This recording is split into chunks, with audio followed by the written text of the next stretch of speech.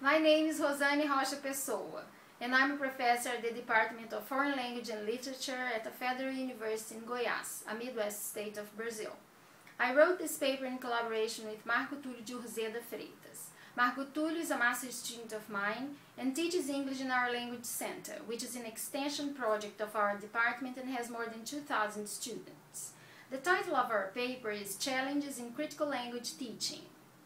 By critical language teaching, we understand the teaching that goes beyond language aspects and is seen as political, in the sense that it takes social inequality and transformation as a central element and draws on work in areas such as feminism, anti-racism, queer theory, post-colonialism, and postmodernism.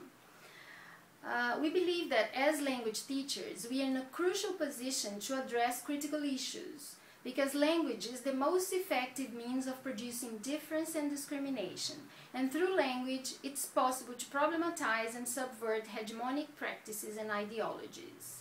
So, what we've been trying to do in our language classrooms and in our language teacher education work is to consider how race, gender, and other categories operate in the classroom, and to understand the individual as a product of different discourses.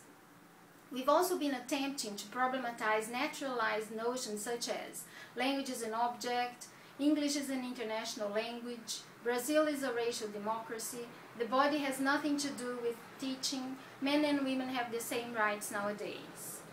The research we present in this paper aimed at showing the reflections of a teacher and his collaborator on the experience of critical English teaching in two intermediate groups of the Language Center at our university. Drawing on some principles of critical applied linguistics, critical language teaching, and critical language teacher education, we've analyzed some challenges of teaching English through critical themes based on the students' perceptions and on collaborative reflections between the teacher and his collaborator. The critical lessons in English 5 and English 8 consisted of working systematically with 5 themes for 4 months. English in the age of globalization, the power of the body, race and racism in Brazil, culture and ideology, and gender and sexuality. The data show that, in general, the students were pleased with their language development as a result of the dialogic process encouraged by the teacher-researcher. However, issues emerged from the data that led to 3 analyses. The first analysis, concerning the management of the students' positions and academic voices, suggested that students tend to have dominant views about the topics, so it was relevant to problematize them. But a question arose that we have to deal with. How can teachers present counter-discourses by means of an explanation or an academic text without imposing them on the students? The second analysis, focusing on the choice and length of themes, showed that students enjoyed how they were problematized. It also suggested that it was important to discuss one theme long enough to acquaint students with the vocabulary and provide them with the necessary input in order to formulate their own ideas.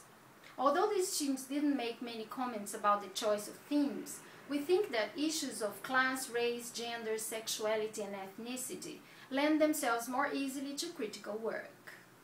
The teacher-researcher didn't negotiate with the students which themes should be focused on or how they should be addressed, but this is an option that teachers should consider in order to establish a more equitable relationship between class participants. Concerning the third analysis, the conception of language as social practice, we consider it was adopted in the teacher-researcher's classes, because students learned the importance of producing language to defend their points of view and to build new identities that went beyond the classroom walls. Thank you. We invite you to read it and we expect it to be discussed and critiqued.